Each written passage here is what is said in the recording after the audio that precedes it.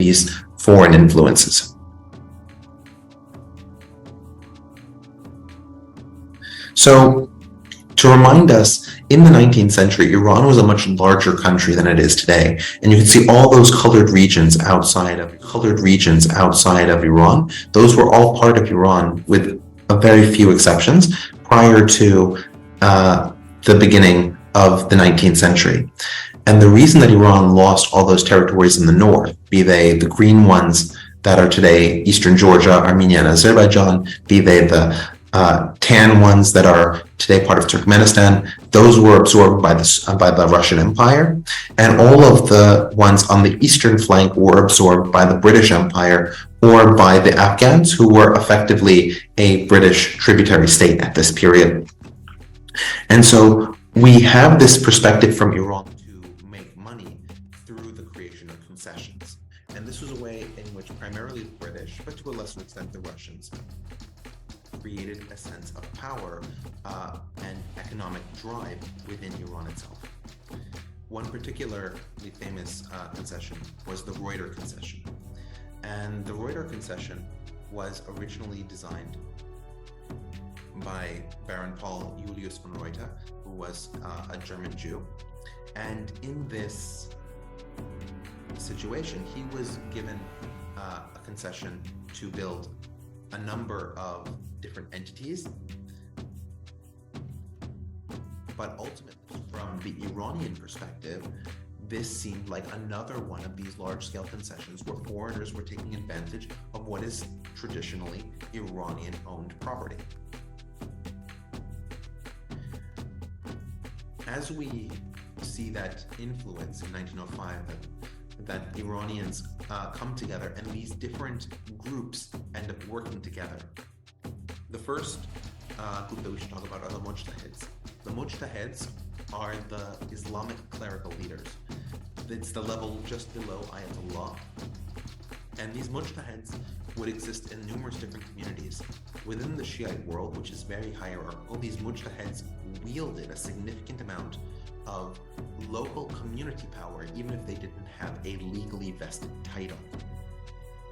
And the Mujtahids were the ones who presented to the Shah of the Qajar dynasty that they needed a new republic, one that would enforce the Sharia, the Islamic law, which was of course very important to them. But they were understanding that in the sense of a justice claim. One of the things we talked about in episode 63, which is about Islamism and Islamic governance, when a lot of Islamic leaders talk about the implementation of the Sharia, what they're envisioning when they say that is not the penal codes that come so quickly to us in the West, but actually the opposite, that there would be a social justice movement, that there would be greater equality for people, that people would have their rights. Because in many cases in the Islamic world, and especially within the Shiite world, the lack of Sharia was seen as an authoritarian system. The Sharia was what gave people rights against authoritarian excesses.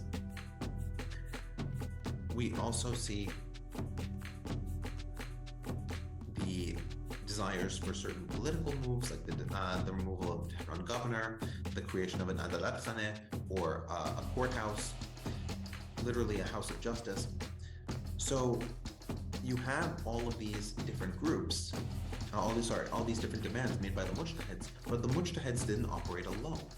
They also had the bazaar guilds that were supporting them, because as you can see, one of the punishments that was visited on many of the bazaar guilds in the beginning of the 20th century was that they were beaten for trying to circumvent the concessions that had been granted to foreigners. One in particular was the sugar concession. And so you had people being whipped on their feet. It's called the bastinado. People would be whipped on their feet for violating these sorts of codes. And in many cases, this was seen as a violation of justice. And on account of this, you ended up creating what was called the Majlis, or the Iranian parliament.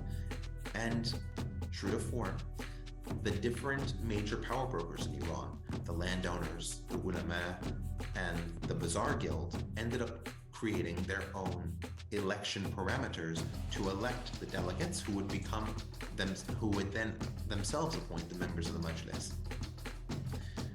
One of the points that we should make here is that if you look at the liberal, moderate, and royalist wings of the Majlis, all three of these people are clerics.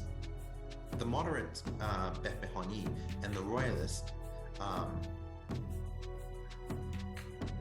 and the royalist An-Nouri are both mujtahids. Sayyid Hassan Taghisadeh, who was the liberal, was clerically trained. He just didn't become a mujtahid. And that should show you that even among the liberals, like Sayyid Hassan Taghisadeh was, they're coming from a clerical background. They're part of this elector class. They're not coming from Western universities. We're going to see some individuals who are coming from Western universities in the future.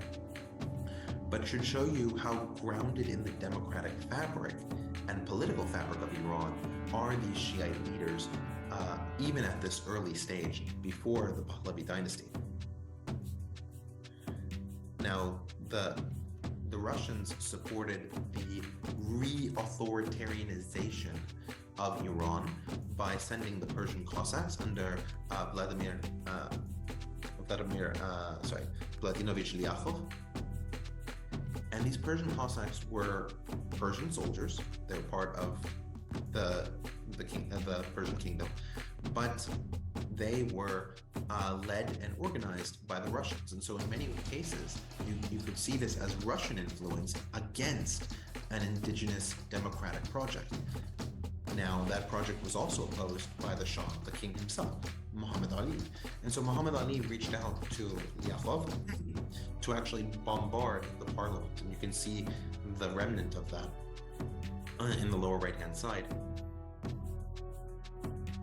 For many Iranians, this epitomizes one of the returning themes that we're going to see, is that when there is a democratization, when there is a liberalization, and people get more rights and ability to govern themselves, the either external powers or entrenched powers are going to work together, work on their own or sometimes together, in order to reverse that and return Iran to an authoritarian state.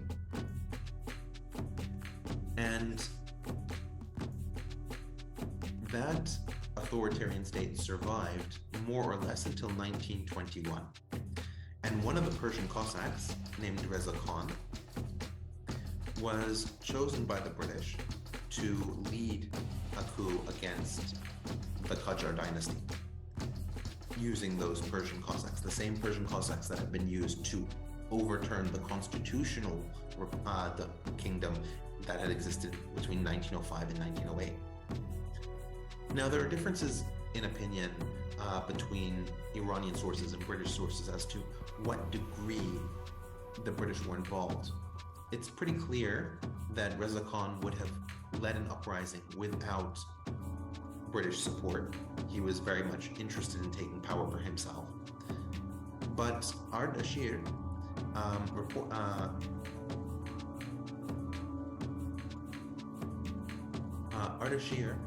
who was a British agent within Iran, was one of the people who facilitated the relationship between the British, as exemplified by Edmund Ironside, a general in the British military, and Reza Khan, in order to facilitate this.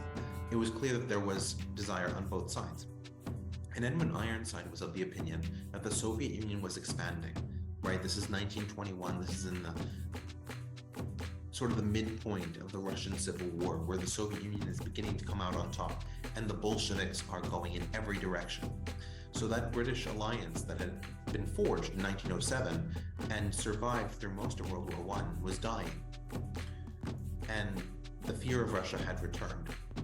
And so a weak Iran, a Qajar Iran, because those monarchs were heavily indebted to the Russians. Remember, they overthrew the parliament. Was something that the British couldn't tolerate, especially with the fact that oil was still in the Abadan refinery, still in Masjid-e-Soleiman in the southwestern regions of Iran. And so, in his view, a military dictatorship would be better than a weaker state that the Soviets could influence.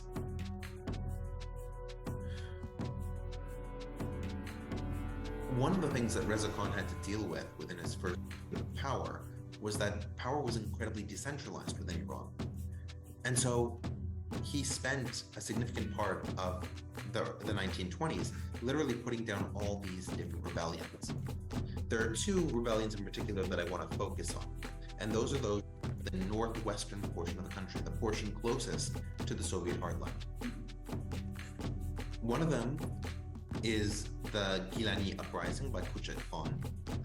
And Kuchak Khan was a communist. He was trying to create the Soviet Republic of Iran, at least in the northwestern region of the country, a region that is dominated by a minority, the Azerbaijani Turkish ethnicity. This is in contrast to the rest of Iran, which is a majority Persian ethnicity. Now, there was a lot of collaboration between the Soviet leadership and Kuchak Khan, probably best exemplified by the relationship that Kuchak Khan had with Sergo Orjokhonikidze, who was a Georgian communist and one of the leaders behind the communist making of the Caucasus republics, Georgia, Armenia, and Azerbaijan, when they were reintegrated into the Soviet Union. For those who are interested in that whole story, because that's a much more complex story than we get into today, episode 49 is where you should go. Now, what ended up here is that eventually, in 1921, Russia signed a treaty of friendship with Reza Khan and cut its losses with regards to Kuchak Khan and the rest of the communists in the north. Another northwestern group that was just to the west of the Azerbaijanis were the Kurds.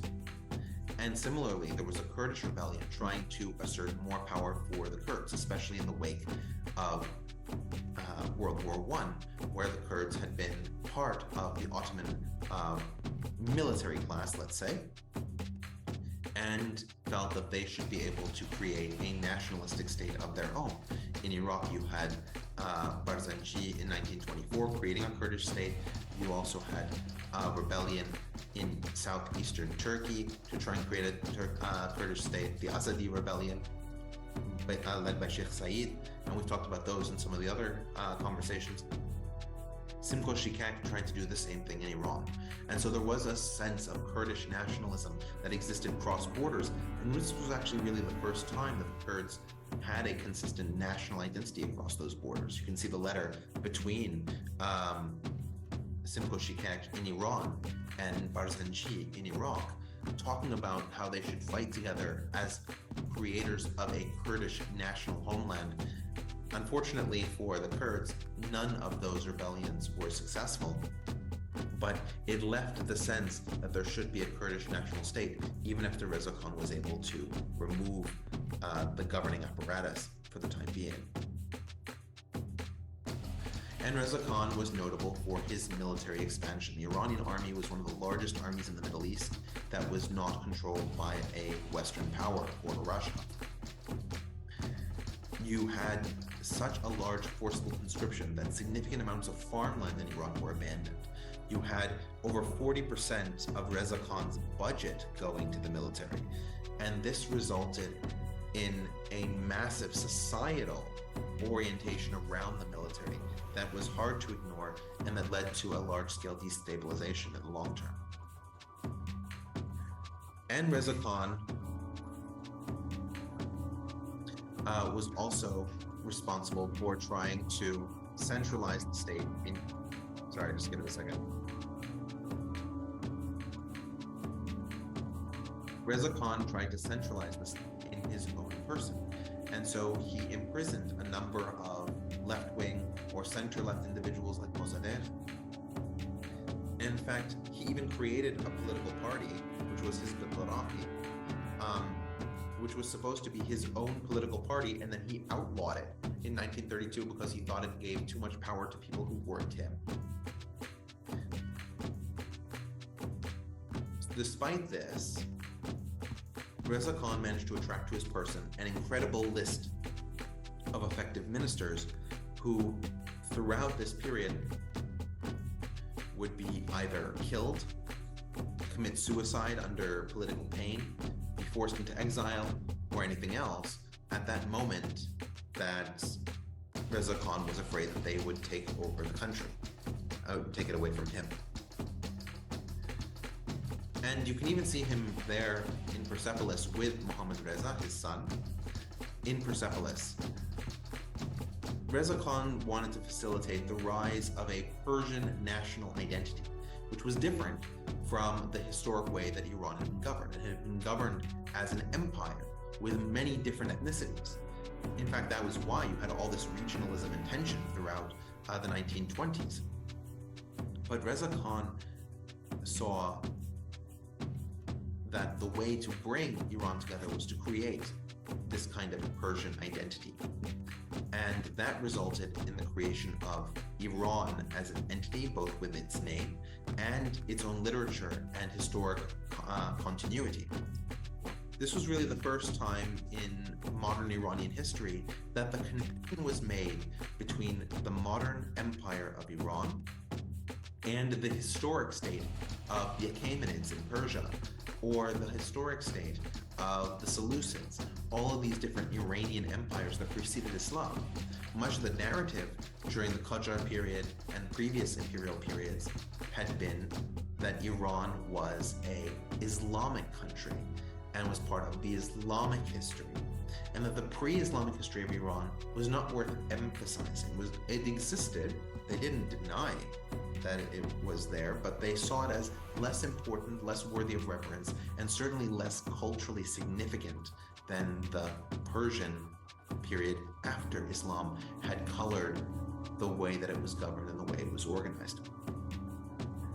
And so you begin to see the attempt to vindicate both pre-Islamic civilizations, such as Persepolis and the Tomb of Cyrus, and you see a promotion of Persian language and literature over Arabic, the promotion of Persian scholars and thinkers throughout history that tended to be less inclined towards Islam, like Ferdowsi, who wrote the Shahnameh, which is the history of all the kings of Iran, and he did it in a style of Persian that used as few Arabic words as possible.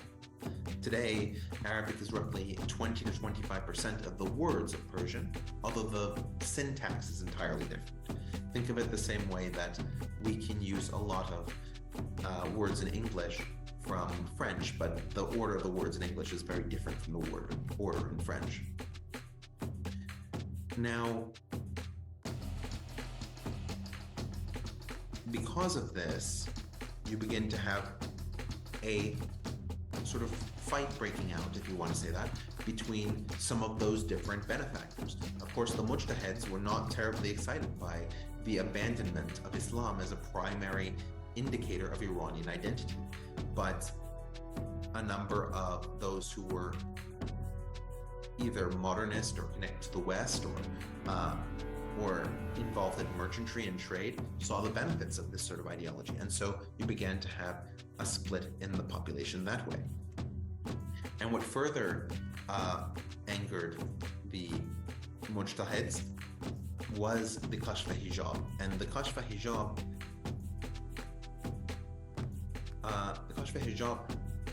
was a forcible deveiling of women. One of the ideas that Reza Shah wanted to implement was a uniform form of dress, a Western form of dress, because that was what was modern. Men had to wear hats, women had to expose their hair, and if they didn't, they would have their veils ripped off. And this sent a very clear message to the Mujtahids. And in fact, this is one of the main reasons why veiling and deveiling is such a very sensitive issue in Iran today. The first instances of deveiling were by and large not by choice but by force, and even those who believed it should be by choice were in favor of it being by force, because if it wasn't by force it wouldn't happen at all. Now there's a question of, is what I'm describing a sort of endemic tension between Islamism and Persian nationalism? I would say absolutely. Persian nationalism has a very secular dimension, and Islamism has a very anti-national dimension. And so the intersection of these 2 points has resulted in a consistent tension between Islamists and Persian nationalists. And we can even see that today, right, where the Islamic Republic of Iran has a huge investment in the political projects in Syria, the political projects in Lebanon, the political projects in Palestine, the political projects in Yemen, all these different proxy wars that the Islamic Republic is fighting. Because from the perspective of the Islamic Republic, those are part of the Islamic world, and therefore it's something that Iran should be contributing to. But from the Persian nationalist perspective, none of those areas are controlled by Persians or Persian-speaking people or have any Persian cultural connection. And so it should be Iran's duty to withdraw from these areas and become a country that deals with the improvement of its own territories.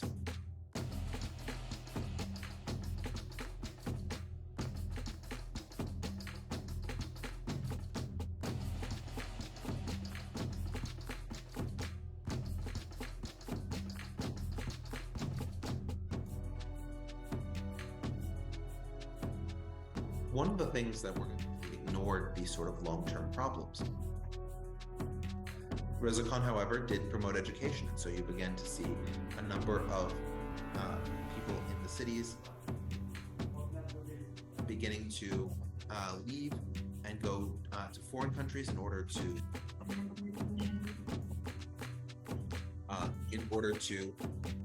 work. And later, can you hear me?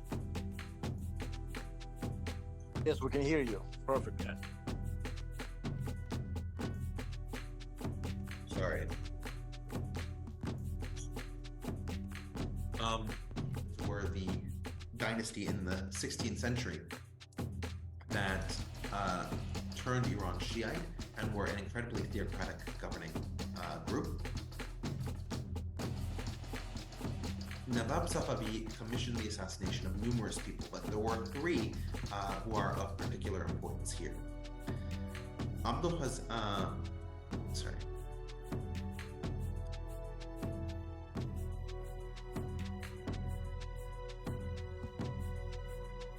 Were incredibly loyal to the Shah, were effectively his mouthpieces, and did not represent any constituency of the major constituencies that we've talked about. They don't represent the Islamists, they don't represent the landowners, they don't represent the bazaar or merchant guilds, they don't represent the increasingly large new populations. They represent the will of the Shah in the form of multiple people. And we also see the disbandment of all of the other previous political parties. The National Front, which was the coalition of groups that Mossadegh had headed, was completely disbanded. Mossadegh himself was tried and placed under house arrest, where he died in 1963. Zahidi, who had been the general who took power in the coup, was dismissed and go into the cities where they'd be part of this urban dislocation. Another serious issue with it is that it failed to notice that a significant portion of Iranians, especially during the reign of Reza Khan, had become sharecroppers. They didn't own any land. And so since they didn't own any land, they weren't given any land. Because the only people that could acquire land ownership were people who already had some land ownership. This would expand their holdings. So the sharecroppers, similarly, were not improved by this law and were bothered by the fact they were, for want of a better term, exempted. And the last problem that it had is that you had an issue of mechanization. Now, the Shah wanted to improve the mechanization of Persian and Iranian agriculture. And so if you brought the case here, almost starting in the 1950s, the Shah was able to renegotiate with the British to create a 50-50 oil profit-sharing agreement. The exact thing that Mossadegh was trying to do in 1951 before the whole coup process started. And with American pressure that the British accepted. And that led to an incredible amount of money entering Iran. That led to an increase in military spending. In fact, there are certain models of tank that existed in greater numbers in the Shah's army than in the British army, despite them being British tanks. He bought military equipment from the Americans, the latest in their Air Force, military equipment from the British, as much as he could. He expanded the size of the command in its full context. So this picture, again, is from Khamenei's website and illustrates one of Khomeini's favorite speeches that he gave in 1963. Sorry, in 1964, just before he was arrested by the Savak and deported from the country following torture in Evin prison. And this speech basically said that Americans were subject to American law. I struggle to see beyond the fact that a group of people who have diverse interests oppose something and it leads to that monarchical authoritarian ruler leaving. I don't really see a similarity.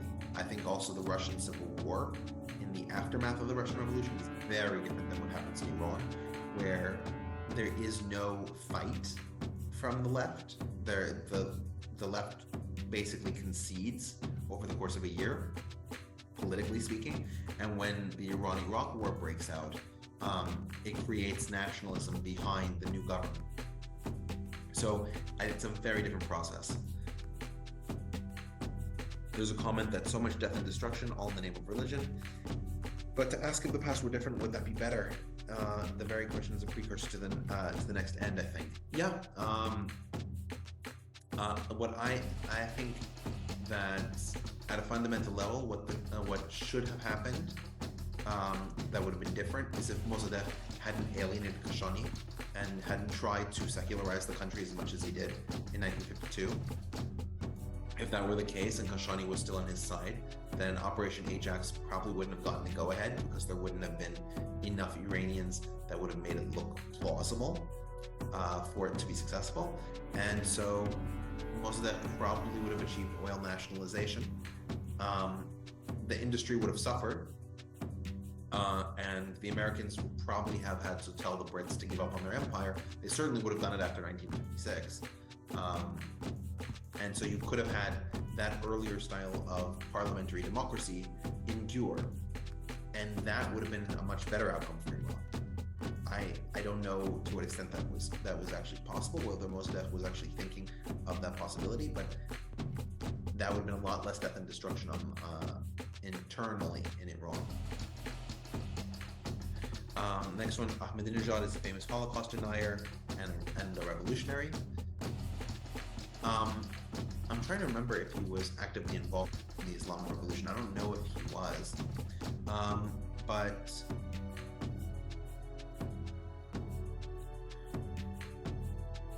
he certainly is a Holocaust denier, and he certainly believes in the ideals of the revolution. So there's a question, how do you see the current Islamic Republic struggle to return Islamic values to the roles of women and the desire for more options for women emancipated by the Shah under his twin sister's influence?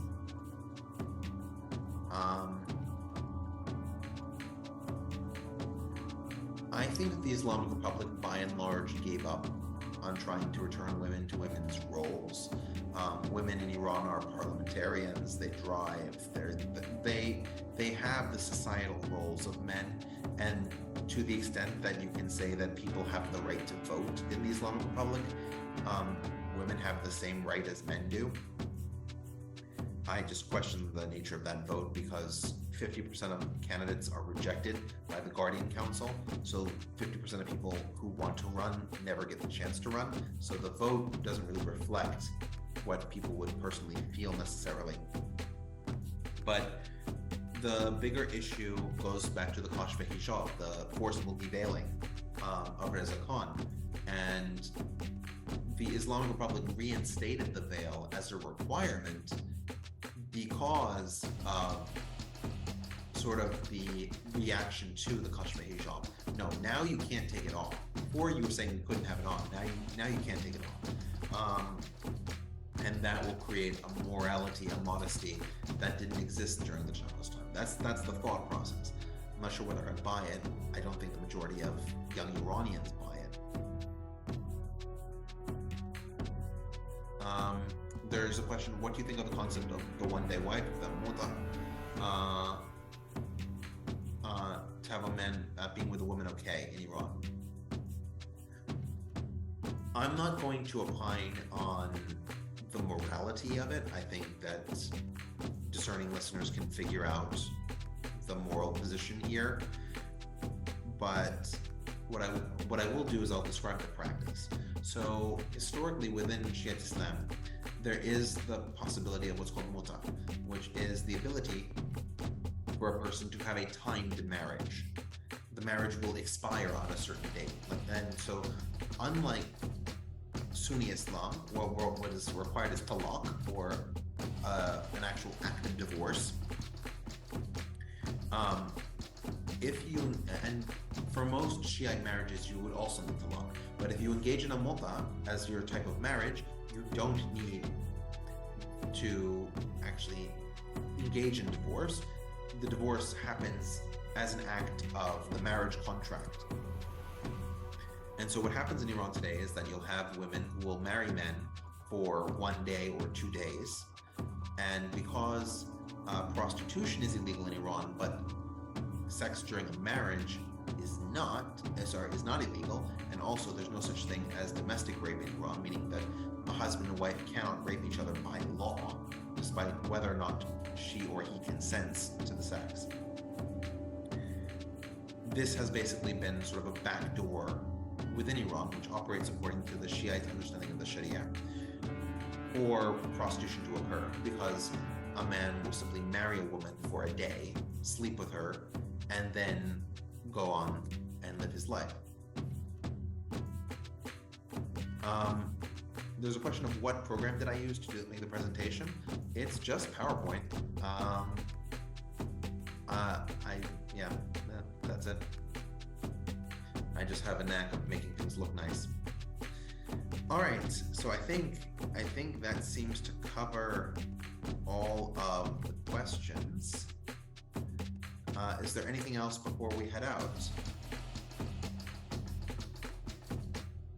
Great job. Question, I'm guessing the woman ends up as trash afterwards. Trash is a strong word, but I would say unmarriageable in the traditional non-muta sense. Richard, correct me if I'm wrong. Most of and again, don't call me on it. I just saw a documentary. But most of the women that do it is mostly divorced, or she's already had been in marriage prior to that, and so that's why it's okay, I guess, in that sense. And the man won't just be with them unless they have that marriage certificate. Right. No, look. Prostitution is illegal in Iran. Iran has a very powerful religious police organization that will arrest people, especially women, who have sex outside of marriage. So the muta, money involved with it. The muta protects the woman in that situation. But we should be very clear about why these women are engaging in these kinds of relationships. These are not entrepreneurial women who are thinking, this is a really great way for me to make some money, right? Like you might say about an American cam girl, depending on the situation. These are women who don't have other career opportunities, who don't have the ability to make money otherwise. And so they're engaging in what is effectively low-end prostitution under the legal protection of a timed marriage. Yeah, that's what I meant. I mean, there has to be money involved for this to work. Yes. Yeah, okay. There's a comment, I was once told by a woman that I'm no good for marriage or any man now that I'm not a virgin. That is certainly a perception in the more traditional parts of Iran. I would argue, though, with the high level of urbanization that Iran now has, I don't know if you remember from that graph, Iran is about 80 to 90% urbanized at this point. Most people in Iran actually have a more developed, in the Western sense, human rights-centric morality than the government of Iran does at this point. So again, we have to go back to that set of different parties that are involved in negotiation over Iran's future. And the ulama are not supported by the landowners or by the bazaar guilds, and they're certainly not supported by those with foreign influence. And those people have a different view on these sorts of topics. than might the Islamic Republic's government.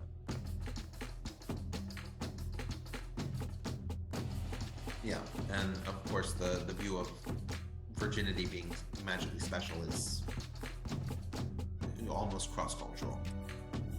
Lordy. Yeah. So, Patty, any other comments before I close this out? Sorry, I forgot I forgot I was unmuted. I just was like trying to get my arms and head around that whole thing. It's like feeling lucky I don't live there.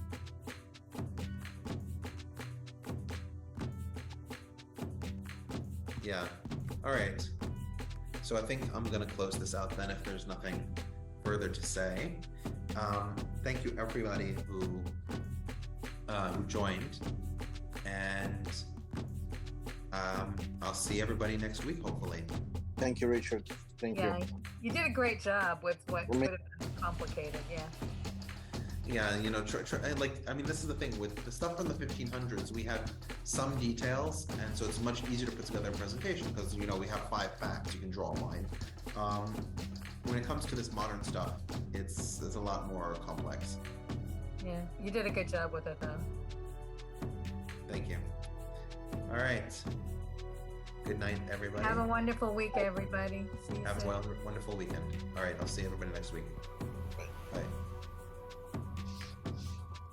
This deposition, as I mentioned, was not something that was terribly unliked. Now, remember, the Reza within Iran, and that was grown by the peasant class there, and a significant portion of that food was shipped to the British.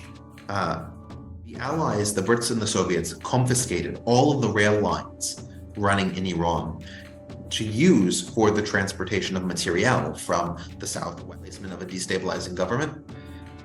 The government itself wasn't destabilized. In fact, most Iranian scholars would have argued that Reza Khan would have been able to continue ruling if he had, which should give us a sense.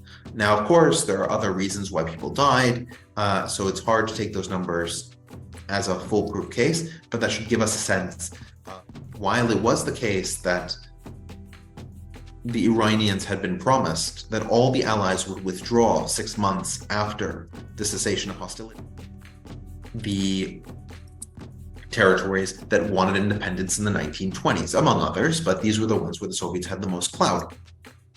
Problems with this.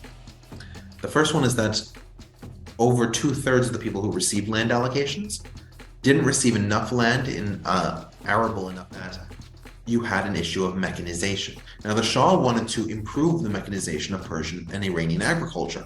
And so if you brought mechanized, Atatürk had proven himself in war. He had saved Turkey from being carved up by foreign imperialists. And therefore, he had the legitimacy just from the problems of the environment. And the fact that the British were confiscating what did grow and the Soviets were confiscating what had been removed. He was able to effectively eliminate everybody who could oppose him. The problem is if he died, there'd be nobody to succeed him with his knowledge. And